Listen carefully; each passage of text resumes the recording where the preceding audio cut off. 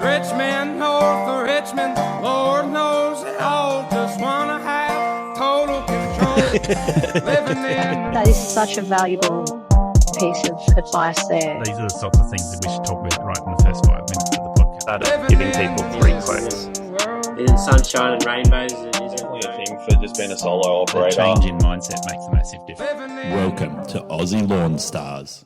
So, Jordan, welcome back.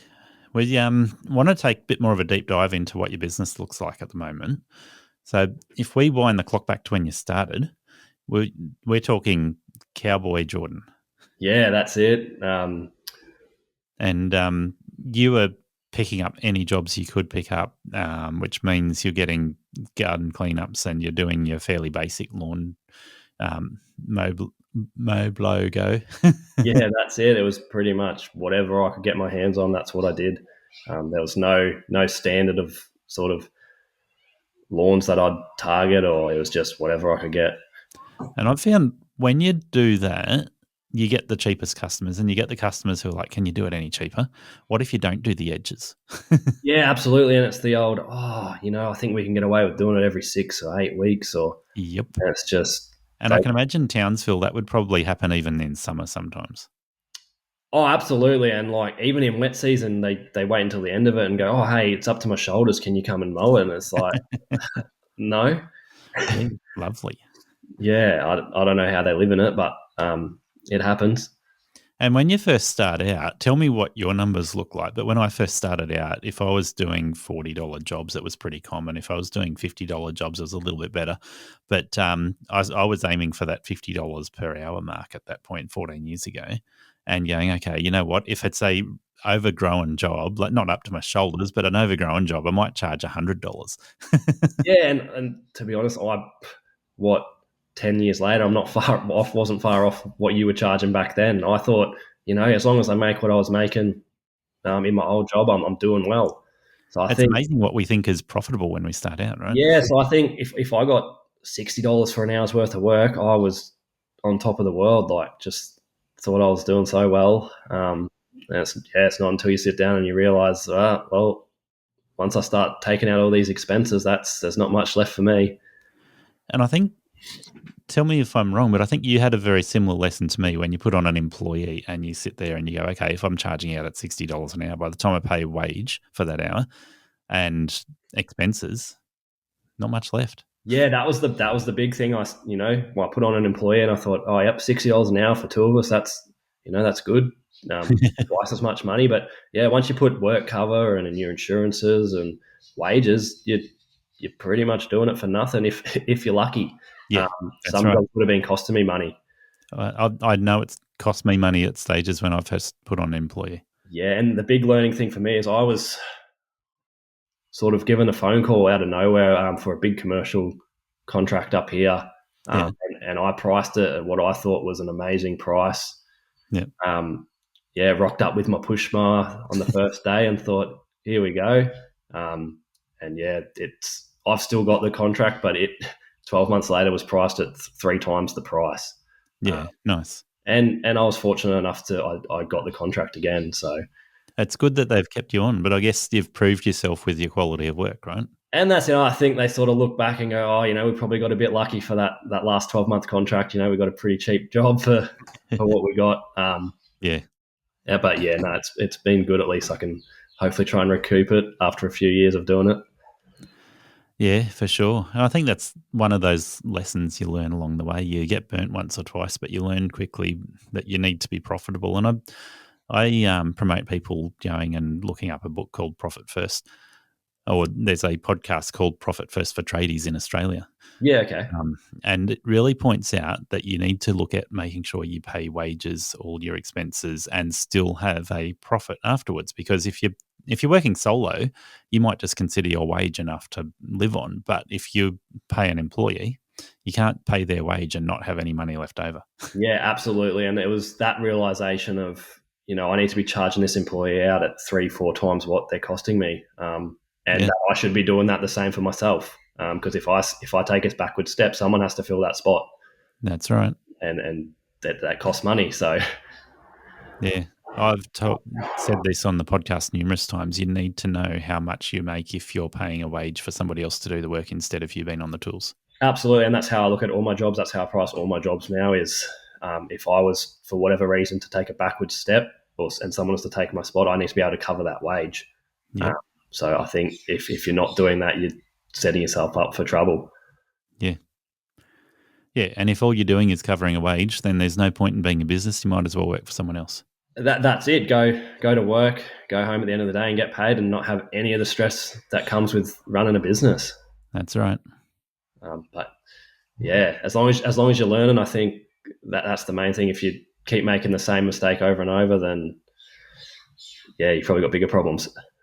So Townsville's probably similar to my area in a lot of ways. And climate, no, but latitude, no.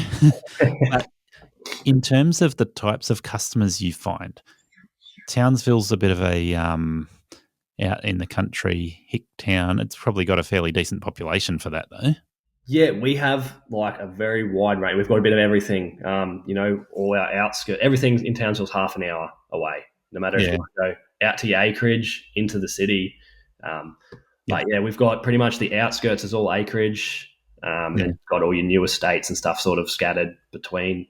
So we're pretty fortunate in the fact that we do have a wide range of type of works and all relatively close. So what I'm thinking, when I started out, most of my customers were really good tight route density. You got to say those words slowly because it goes wrong. But they were also older properties where you're talking 800 square meters through to half an acre. Yeah. A lot of properties in that size, which means 42-inch mower is the perfect size mower because most properties I could get that through the gates into the backyard. But it also means for the amount of time you spend on the property, you can't charge a premium. You're talking mow, blow, go sort of jobs where you want to pick up the premium jobs by making sure you're good at doing a really good professional finish. But a lot of customers just want the bare bones. Yeah, and we've got a lot of that too, where they just they just want it knocked down and that's it. But we also have a lot of sort of clientele that want the opposite and they want their property looking really nice all year round. So yeah, we're very fortunate in the fact that you can pick what type of clientele you want. So the more professional your image, the more likely those higher end clientele start looking at you as a good opportunity to take on their jobs. Yeah, absolutely, and that's where I sat down in the it would have been December 23 Christmas break. I took a couple of weeks off, and it gave me like a real opportunity to sort of sit down and work out the direction that I wanted to take the business and the image that I wanted to portray and the works that I wanted to do. Yep. And that's where I made the decision that I wanted to attack that higher end clientele. Yeah. Not have to fight 101 other contractors for those cheap jobs that I don't enjoy anyway. Yep. So one of the things I look at is the cost per year for a customer. So if the customer's cost is, say, $1,000 a year, that might be 20 cuts at $50 per cut. Yeah. Right. And 14 years ago, I thought that was a pretty decent customer. Yeah, absolutely. And nowadays, if they're double that price and 20 cuts a year, that's $2,000. That's probably like your base, your worst customer that's still decent. Yeah, so that's also another thing that I sat down in that same time and I thought, I want to move away from just being a basic mowing business. Our market here is absolutely flooded with, people that will mow and that's all they'll do. Yeah. Just mow, snip, blow and go. And I thought I need to have, a point of difference in my business. I need something that, stands out and that I can attack a completely different market. And that's the decision I made. And I thought I'm gonna target that total lawn care, doing the whole works, and just packaging. Also, we do the hedging, we do the gardening. We don't really just do just mowing anymore. That was a big thing that sort of I had to make that decision to say, look, we're probably going to lose a few clients here, but this is the way I want to go, and that's just how it's got to be. Yeah. So I think there's a couple of things that I think are really important to look at there. One of them is how much you can increase your price by in one go. And for the last 3 years, I've been telling people you need your minimum to be somewhere around $80 an hour. So if you went from $60 to $80 per customer, per cut, Yeah. you'd expect to lose a few. Yeah, absolutely. And again, if you're not selling anything new, you're sort of not pushing anything, that you're doing more work, you're putting in more effort. Why would they pay more? If you're doing the same job that you were 6 months, 12 months ago, then what's the incentive for them to pay more dollars? And if you're competing against the 1,000 other contractors in Townsville that are doing those same $2,000 jobs, then they can easily find somebody else to do it. Absolutely. You can price yourself out of the market pretty quickly doing that if you have no speciality, essentially. If you have nothing that you're sort of got a point of difference, then you're going to price yourself out because there'll be people that'll do it for way cheaper. Yeah. So I think the biggest challenge I had going through that change there was looking at a quarter acre property, which is 1,000 square meters, Yeah. and pricing it for extra services. And I've talked to a number of people about product applications on the podcast, and one of those things is if you're talking product applications, a lot of them are 150 to 300 to 400 square meters of turf. Yeah. And the price per application for 150 square meters is the sort of thing where a customer gets value out of it. But when you're talking a quarter acre property and you're going, okay, that price per application has gone from $300 or $400 up to $1,500, $2,000, $3,000. Yeah, that's it. It gets very hard. Like you said, those small cookie cutter blocks, you can do it because it's now like it's small amounts. But when you start pushing up those larger blocks to try and sell something like that, and a lot of them I don't know how it is down there, but a lot of the larger properties up here, they don't have irrigation, they don't have watering systems, and Townsville's very two season. It's either completely dry or it's like non-stop rain. We have a big wet and a big dry, and that's it. So yeah, I do focus most of my lawn care stuff on the smaller properties because the newer builds have the irrigation, they have the water all year round. Yeah, nice. Find it very difficult on those bigger blocks to sort of to sell those packages, I think. Yeah. So I was talking to Luke Smith last week, and Luke Smith and then a bunch of other guys in this area that we were talking about the different types of customers that you do. And I said to them, 90% of New South Wales, and in fact the east coast of Australia, you've got enough rainfall that you don't need irrigation. Yeah. So I think Townsville and some of those northern areas in Queensland are the exception to the rule there because you get a very dry winter. Yeah, we dry out very, very quickly. Pretty much once that rain stops, you're lucky to have 4 weeks and it'll be back to brown. Yeah. We do have two very distinct seasons. Yep. And if you don't have customers that have properties with the irrigation or they're not willing to put in that effort, then it turns very dusty very quick.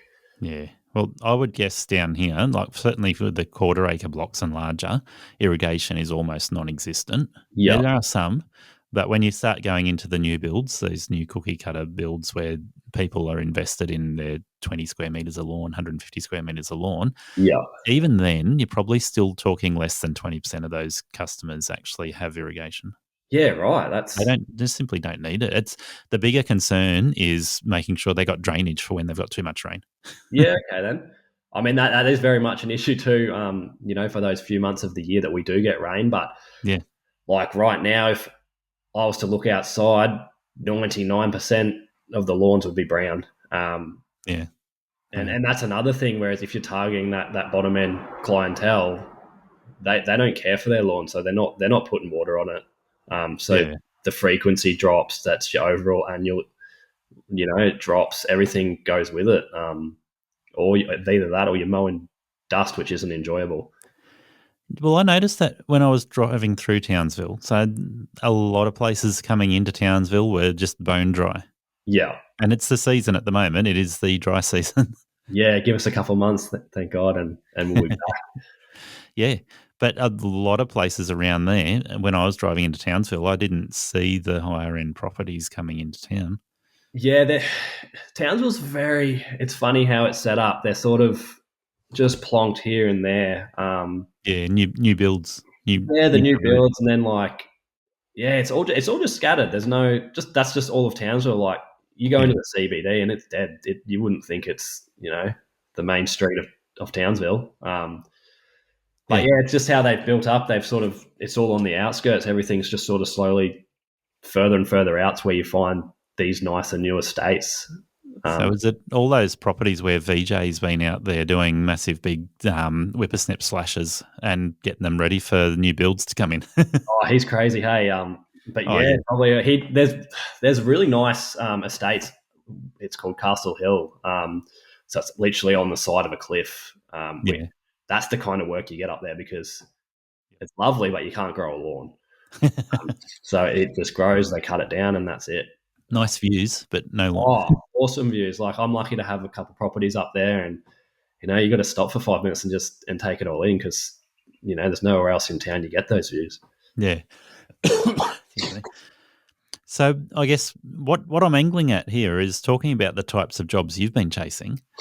You've been chasing more and more of these new builds, the smaller properties where people want their lawns and gardens kept. So can you put numbers on it? Tell me you don't want to share numbers by all means, but no, that's cool. Where you started and the types of customers you're chasing now. Yeah, so when I started, I was happy with a once-off job for $60. That was happy as. Yeah.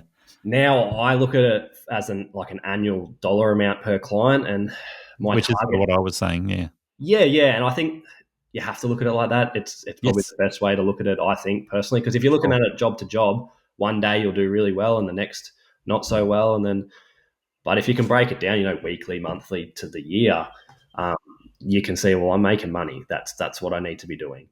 So my target now is bare minimum would be 5,000 a year for a client. My target would be at least 7.5 per client per year. Yep. And obviously, the more the better. Which, in saying that, comes more work. It comes more services and stuff like that. But it gives you that steady, well, this is 12 months worth of work here. So those sort of customers are spending $500 or $600 a month then? Yeah, absolutely. A couple $100 a week. So we break it down. We do a 12 monthly plan, which is all inclusive of, soil testing, fertilizers, soil amendments, wetters, lawn renovation. So we get an annual price, and then we break that down into a weekly or fortnightly amount, just to make it obviously more manageable.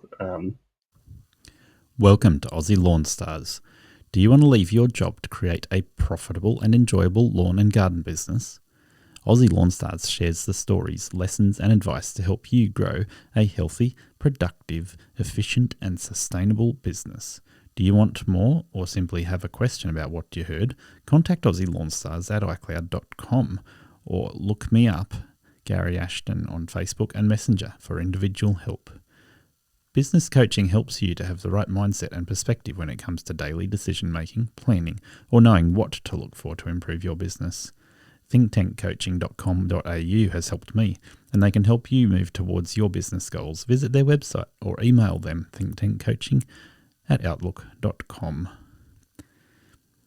If you want to establish the best practices in bookkeeping, accounting, and business structure, contact Adrian from Prosper Financial on 0249 773363. And you all need to head to Lawn Mowing Contractors Australia and the Australian Professional Lawn Contractors Facebook groups for supportive communities focused on our industry. What percentage of your customers are going to be weekly? So the ones on the package is essentially, so we do 48 cuts a year. And that allows for, obviously, one of the weeks we do a renovation and you don't need to cut, for a couple of weeks and whatnot. It sort of allows for a wet day here and there if you can't get there for the week. And there's a little bit of flex, like in our terms and conditions, we've got the little bit of flexibility that is a guide. and they're obviously it's subject to slight changes. Yeah, okay.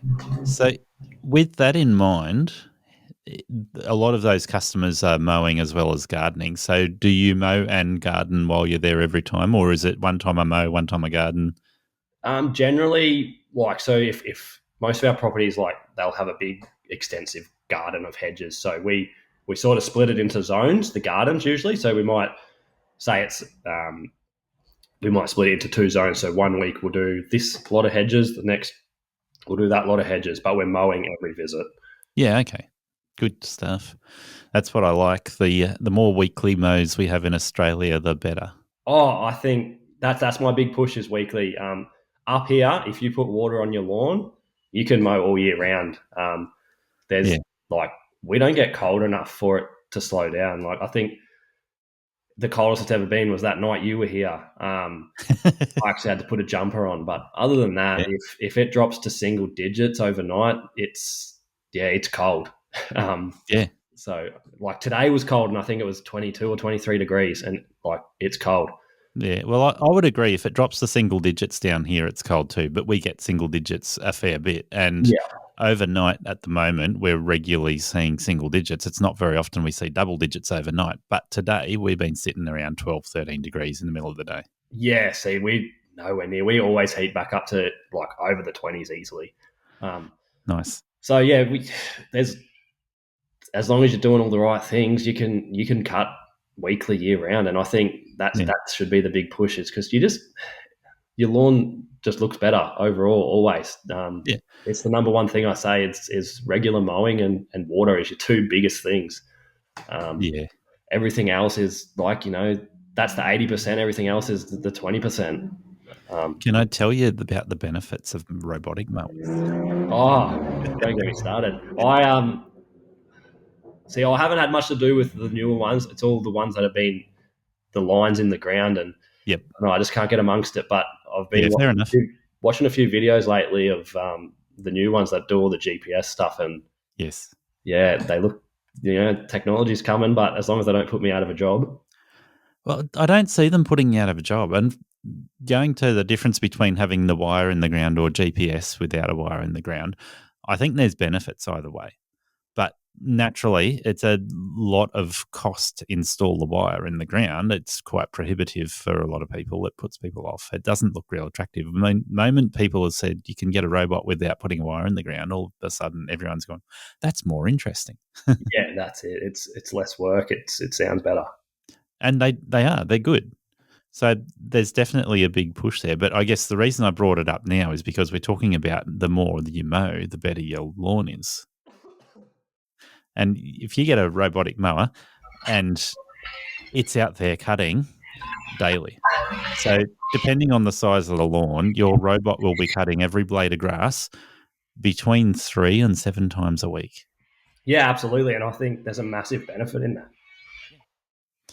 So I think your random cut robots, they might be haphazard. So the likelihood of them cutting that blade of grass is probably about 2 to 3 times a week. With the systematic mowing with the GPS, then they're just going backwards and forwards, straight lines, parallel lines, and the likelihood of them cutting that blade of grass 3, 4, 5 times a week is really high. Yeah, right. I haven't done much research in them, to be honest. I just always think they can't edge, so I've got it. They can't run around with a whip and go around the trees and do the straight edging. So I'm happy that that's I can do a robot. You've got the edge on them. Yeah, that's it, eh? Got to always have one up on them. But the reality is a lot of customers that have a complete package, a robot can be part of that package, and you've still got a lot of work to do. Yeah, I think absolutely. Like, it could be. Have I looked into it? No, I haven't. Yeah. So I suppose I'm not sure on the terrain that they can traverse and stuff like that. But yeah, so look, we won't bore everyone with it too much in this episode because it's not about robots; it's about you. I'll give the very short 2-minute section on this, and we'll move on. Cool. Right. So typically, the best place for a robotic mower is flat ground and a nice open space. So if it can work in a space where it doesn't have obstacles, and it's fairly uniform, even space, not narrow and long, but just round like a circle or a square, where it's fairly easy for it to access every area there, and it can work straight forward. It's going to do a really good job. Once you start working on slopes, you'll find their limits fairly quickly. And there's a couple of robots that work well on slopes, but slopes are prohibitive. A lot of objects in the road are prohibitive. Anything like that, less perfect lawns where there's a lot of lumps and bumps are prohibitive. So, yeah. And I think that's where we'd struggle up here in Townsville, is not saying that they couldn't be implemented, because I know there is people that have them already, but we don't have those perfectly flat lawns. They're very, very few and far between. So Yeah. I think, you'd sort of have to prepare the land before you put one down. Fair enough. Easy. Now, it'll be interesting to see whether you come across a few more in your path over the next few years. And I would speculate they won't stop you from working. They won't take your jobs off you. But where I'm finding them really interesting is where you look after a larger property and you go, okay, there's a robot looking after the pool yard or the house yard, and then you're looking after all of the gardens, the edges, and the larger open areas. Yeah, absolutely. And I'm always for like improvements in equipment and technology. If it can make my job easier and I make more money, then I'm all for it. Like you said, I think there's definitely a place for them in the market. Yeah. It's just obviously finding that place and making it work for you. Yeah, well, I think at the moment, less than 5% of the whole lawn care market is interested in robots. And that's not just talking contractors, that's talking homeowners and sports fields, the whole lot. Yeah, Right. absolutely. It's I less mean, than there's still 5%. a very new thought, I suppose. A lot of people there's still new technology, and it's one of those things that takes a bit of time. Like battery gear now, it's come a long way. When it first come out, no one would have touched it. But now there's a lot of gear that if it's not battery, I wouldn't touch it. So, I suppose it's just improvements in technology, and eventually everything sort of gets there and finds its place. Yeah, that's it. We want to start talking about your equipment, your gear a lot more, but let's finish off this segment first in terms of business. So your customers now, you gave some numbers in terms of the types of customers that you're looking at, but a customer like that, you're saying they are all-inclusive packages. So that includes the gardening, the hedge trimming, the lawn treatments. Yeah, that's it. And we even, for a lot of them too, will include like 6 monthly or annual mulching of the garden beds. Like it's an all-inclusive, holistic approach to just your property will look nice all year round. Nice. They don't have to be contacting you saying, oh, hey, there's some weeds here, or the mulch will look nice, because it's just done for them. They know that it's going to be done, and that they don't have to worry about it. Yep, that's good. So if we talk briefly about treatment plans. Yeah. So the people I've talked to, got Darren Tooth from Newcastle here. He's the most recent one I've talked to about treatment plans, but there's a couple of guys I've talked to on this, and they suggest treatment plans that range depending on the types of customers that you've got. So if we're talking, going back to the cheap customers, right, you might throw in a fertilizer at the end of season to give you an extra couple of cuts at the end of the season. You might throw another fertilizer down at the beginning of the season to help bring on the growth. So a foliar at the start of the season just to spur on the growth earlier in spring. And then you might do a bug treatment and a broadleaf application. Yeah. You can definitely target different markets. Like a big one's putting down a soil wetter too, just to keep that the amount of water you need to be putting down when it starts to dry out. That's a very basic treatment plan, right? And it's aiming at just improving a base level customer a little bit. If you're going to elaborate treatment plans, then you start talking about full lawn renos, and you start talking about monthly or fortnightly applications of product. Yeah, and so that's our approach. Is we're trying to target those higher end ones, where we are putting down an application or multiple applications within a month. I've got a local supplier up here. MV Lawn Guards and Legend up here. Zach, he's super knowledgeable. He's an ex-greenskeeper, did work at one of the local golf clubs up here. So Okay. has extensive knowledge in turf and keeping it green. Yeah. So yeah, they're only very new business, but they're super helpful. I've been in there quite a bit lately, and they're willing to put together commercial quantities of stuff for you, and That's what you need. yeah, absolutely. And just little things like if I have trouble or if I'm having trouble sort of identifying a problem, or he's all over it. Like I can take in a weed and he'll say, "Yep, this." Yeah. He's very knowledgeable, and it's made it a very easy sort of transition to do. Yeah, I know that's really valuable to have somebody that's local and somebody that's approachable, so you can go there and ask them questions about those sorts of things. And I think this can also be true of going to the larger companies like Lawn Solutions, K&B Adams, and various different places that you might come across the lawn shed. You can get that information from them as well. Usually you have a rep that you can speak to, but having somebody who's local, it just sits better.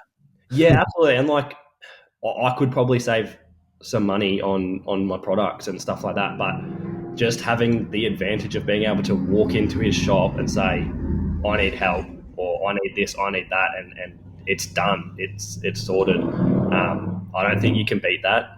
Yeah. Supporting locals, if you can just help each other out. Yep, for sure.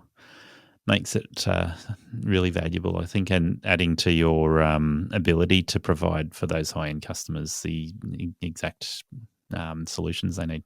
Yeah, absolutely. And just networking, like you can refer people to them, they can refer people to you, and it just helps everyone. What are you offering your customers in terms of a package? So yeah, it's just that annual package, which includes your 48 mows. Yep. We do up we send off a soil test, which comes back with all their pH levels and everything that we need to know for what we need to put down. Yeah. And that we do that through our local Envy store. So, and that we've put together a 12-month package, which just has every application we need to do broken down into what week of what month. Yeah. Okay. So that covers your fertilizers, your pesticides, your pre-emergence. It also includes a lawn renovation, with your core aerating, your scarifying, just everything. Basically, everything you need for your lawn is included in that package. And then we obviously do tailor that to if someone sort of doesn't want the full package. Oh, we don't want the lawn renovation, or we just want this or that. This is sort of what we're targeting. We can tailor those packages to suit. Yeah. So it's not this is what you get and that's it. Yep. But that's obviously this is what we're targeting. We want the premium. Yeah. So that's sort of what we push for, is for everything. Yep. But to be sort of realistic is we sort of want to capture as much as we can at the moment and build up to that, the premium customer. Yeah, okay. So you want as many premium customers as you can get, filter out your bottom customers, and you've got one employee working with you. Yeah. So I can imagine with the types of customers you've got, you might spend a couple of hours on each property a week. Yeah, we probably average, and I'd say an hour a week would be an average time. With two people there, yeah. Yeah, we've got it pretty dialed in that, Yep. My employee knows what he's got to do. I know what I've got to do, and we make it work. We're pretty efficient at what we do. Nice. Obviously, every now and again, there's a small hiccup, as there always will be. But overall, we're pretty efficient. We're in and out. Obviously, on those weeks where we're doing a lawn renovation or we're doing the mulching of the gardens, there's going to be a difference in hours. We just sit down and we make sure that's all scheduled in to fit in with our day. And we usually just tack them. If we're doing mulching, we're doing all of them. So we're doing a day of it. Yeah, and your customers are happy with having an annual price that they're working around rather than getting hit with a massive bill when it's reno time or... Yeah, and I think that it takes the big costs out of it.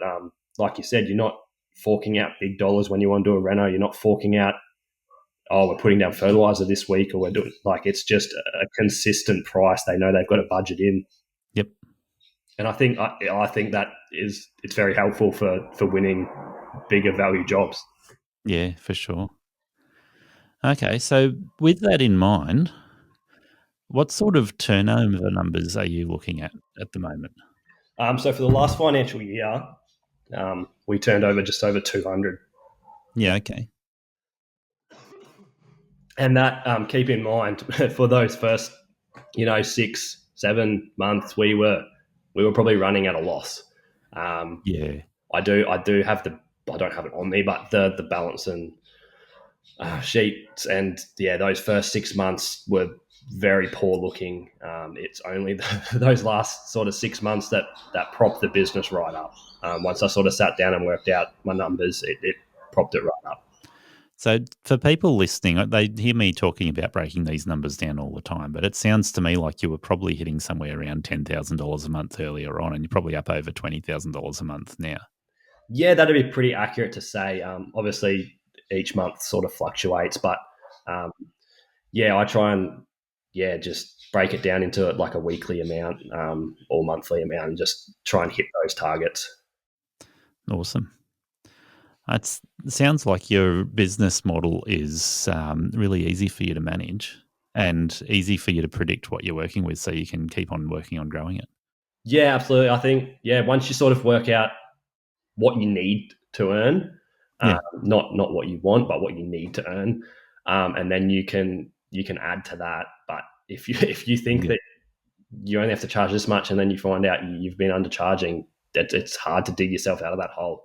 I was lucky that I found out early, because I was on a trajectory to dig myself a very deep hole.